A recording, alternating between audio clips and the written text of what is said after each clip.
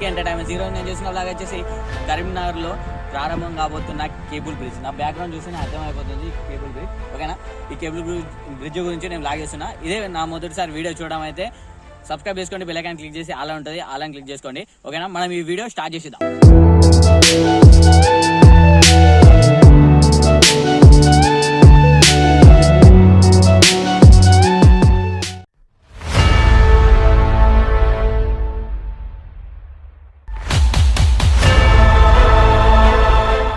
Friends, నా back side చూస్తున్నారు కదా కేబుల్ బ్రిడ్జ్. ఈ కేబుల్ బ్రిడ్జ్ ఒక సస్పెన్షన్ బ్రిడ్జ్గా ఇక మరికొద్ది రోజులలో ఈ ప్రారంభం కాబోతుంది. అండ్ అదేవిధంగా దీనికి వచ్చేసి 185 కోట్లు బడ్జెట్ పెట్టి దీన్ని ఒక ప్లానింగ్లో ఒక సెక్యూర్గా మంచిగా అందరికీ అందుబాటులో ఉండగా బ్రిడ్జ్ ఇక్కడ నుంచి మన కరీంనగర్ నుంచి డైరెక్ట్ బైపాస్ వరంగల్ దానికి మనం అట్లా వెళ్ళిపోతే ఏంటంటే 10 కిలోమీటర్స్ దాకా అవుతుంది. ఇట్లా డైరెక్ట్ బైపాస్ కదా, ఒక 10 కిలోమీటర్స్ని కవర్ చేసిపోతుంది, అంటే కవర్ చేస్తుంది ఇక మనకి. అండ్ అదేవిధంగా దీన్ని రాబోయే రోజులలో ఏంటంటే ఒక పర్యాటక ప్రాంతంగా దీన్ని చేస్తా అని అంటున్నారు అందరూ. దీన్ని ఇదేంటంటే మన మానేరు డ్యామ్ ఉంది కదా, దాన్ని ఆనుకొని ఉంటుంది అన్నట్టు. ఒక ఇంత దగ్గరనే కనబడుతుంది అక్కడ నుంచి. ఓకేనా ఫ్రెండ్స్, చూస్తున్నా కదా, ఈ బ్రిడ్జ్ మన ఇండియాలోనే రెండో బ్రిడ్జ్ అని చెప్పుకోవచ్చు. ఎందుకంటే దీనికి ఒక ప్రత్యేకత ఉంది. అదే ఇది ఇండియాలోనే సెకండ్ బ్రిడ్జ్గా చెప్పుకోవడానికి మనం అంటున్నాం.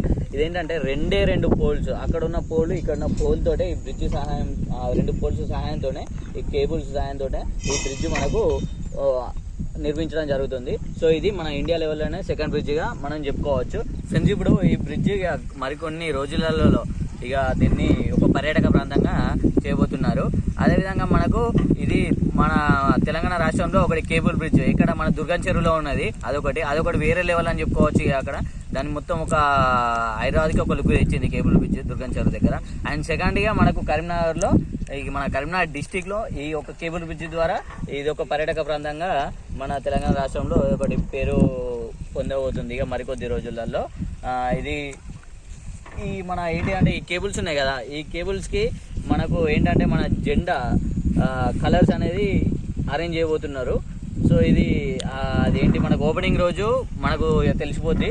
ఇక నీట్ అండ్ క్లీన్గా ఇక్కడ ఒక పర్యాటక ప్రాంతం ఏర్పాటు చేసి దీన్ని ఒక కొన్ని వేల మంది ఇక్కడ సందర్శించడానికి ఒక ప్రత్యేకతగా రూపొందిస్తున్నారు దీన్ని అని చెప్పుకోవచ్చు మనం.